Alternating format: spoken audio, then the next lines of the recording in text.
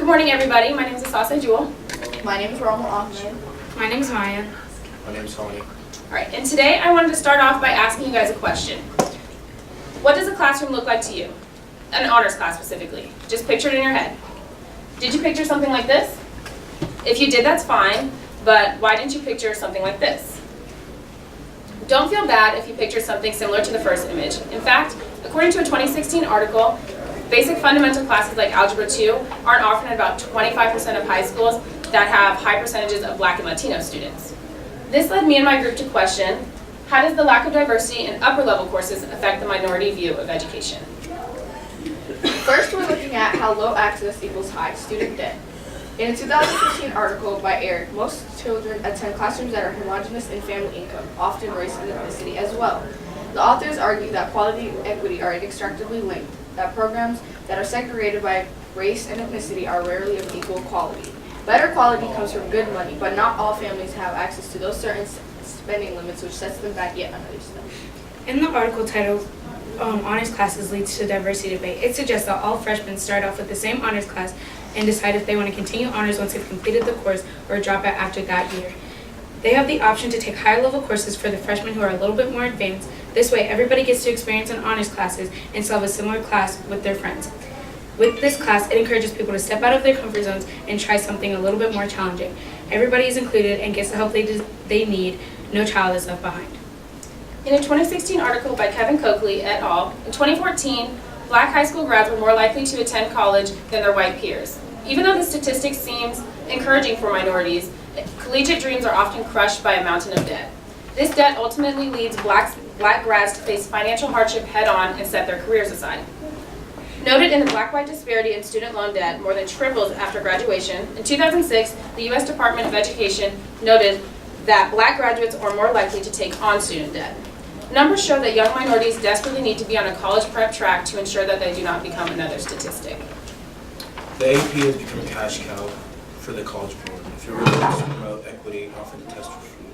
According to the article, who benefits from the expansion of AP classes by the New York Times, Theodore O'Neill states that the board itself has become a problem in the face of low-income students. Next, we will assess how students experience anxiety related to upper-level courses. In an article published in 2017 by Nicole Asmoa, states that minorities do not always get the chance to take higher-level courses because they are being told they are incapable of being successful. Even though AP classes help better prepare students for college, along with allowing students to get ahead and earn college credits while they're still in high school, even though school is not encouraged to be anything but competitive. Students face the stigma of being a part of a certain group for taking certain classes. According to the article, Honors Classes, A Need for More Diversity, it claims that the education system already functions in a competitive way and is set up to discriminate. In the article, it created a study in which middle school students where their views on higher level, lower classes. The school was predominantly Asian and Latino. When asked to take a higher honors classes, most students proclaimed the classes were for the Asians. And if asked to consider maybe an AVID course, they declared that the classes were for the Latinos. Even at a young age, students have already put a label on certain classes. Being a part of a challenging curriculum can have its ups and downs for minority students. Not only do Black students face ridicule from their own community, because a lot of the time Black students in honors programs are seen as acting white and therefore made fun of by other Black students, they also must face the difficulty of being the token child of said AP honors or dual credit course. In the article, College Access Improves for Black Students, but for which ones, by Kevin Coakley et al., they discuss the importance of higher education because higher levels of education tend to lead to higher income. With all this in mind, all minority students are given the option to choose between many factors at the beginning of their academic career: myself, my future, or my community. Black, Hispanic, and Native American students are less likely to attend high schools that offer advanced courses, according to a 2014 article by Sophie Quinton. The solution offered by many would be promoting advanced courses to everyone. Black and Latino students make up 20% of high school students, but only 27% of the students taking an AP class, 18% of the students actually end up passing AP exams, according to the 2014 article by Sophie Quinton. In a 2013 article by Heather Walbert-Gowron, she states that a school makeup that is 50% Latino, 50% Asian, you'd like to think that honors classes have that similar breakdown, but they don't. And many reasons for this is one student's assumptions being that certain classes are for certain races. A kid feeling like they're going to be the only kid in a class shouldn't be something that has to ever cross their mind, but that ends up preventing many black kids from joining honors classes because they'll feel left out and alone. According to the article, when it comes to advanced coursework, equity is accessed by Nate Bowman. He claims that equity is the most important thing. He himself was a student that never took AP IB and honors classes because of one main reason. There weren't that many kids in class that looked like me. That has not changed much in the last 20 years. Around the nation, students of color and low income are underrepresented in accelerated classes. He states that hallways that are filled with many demographics should look the same in the classrooms. Lastly, minority students lack a support system and encouragement to take honors or higher level classes. According to the Race Gap in Higher Education, minorities taking AP classes, the article states that minorities who are put in predominantly white schools are there for a better education, but lack the administrative support to be encouraged to take upper level courses.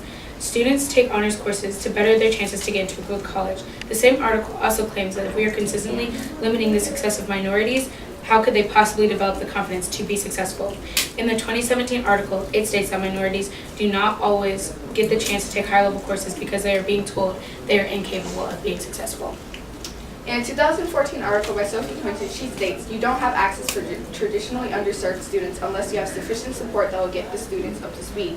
No support leads to students thinking they don't have a chance. Sophie Quinton also states the schools need to set the expectation that a broad range of students can succeed in advanced courses. Students who aren't used to being pushed further will just stop at the basics because they don't see the point of going higher.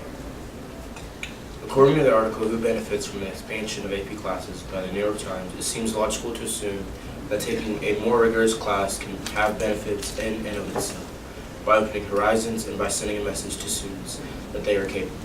Former student Khalid Shorter says that they really care. Pushing me into classes has been a benefit. It's given me more of a go-getter mindset. Also, according to the article, the race gap in high school honors classes by Atlantic, the achievement gap in advanced courses partly reflect an achievement gap that starts before kindergarten. Teachers, counselors, and parents need to set the standard early and be a support system as kids grow up. In a research project conducted by Michigan State University to assess academic tracking in a Midwest high school, Highview High School, Darius Stanley and Tara T. Van Zant Chambers discuss how the lack of diversity among staff affected students and their affinity for AP dual credit and honors courses. Derica, a minority student attending Highview, said to the researchers, "So what's going to help black students more? Black teachers." Hearing this cry for a more diverse staff showed that if students had faculty they liked and could relate to, they'd be more inclined to take AP, honors, or dual credit courses. Diversity goes both ways when it comes to education. Black students need black teachers to help guide them on their academic path. Not only will their guidance help lead to a multitude of minorities graduating with college on their mind, they will walk the stage with confidence and with the confidence to face the academic rigor of college without the lurking fear of debt taking over their lives. We have come up with the following solutions to encourage students of all races to enroll in upper level courses and start their academic journey with confidence.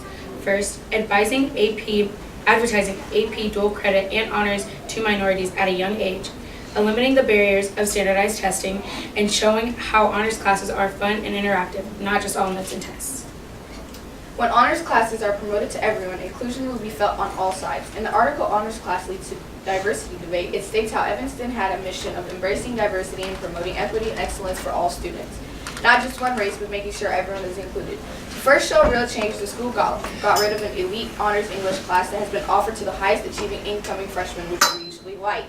Now freshmen of all races would come together and learn in the same classroom. This way, everyone would be pushed and motivated to do better so they can move on to higher classes together instead of being separated by race.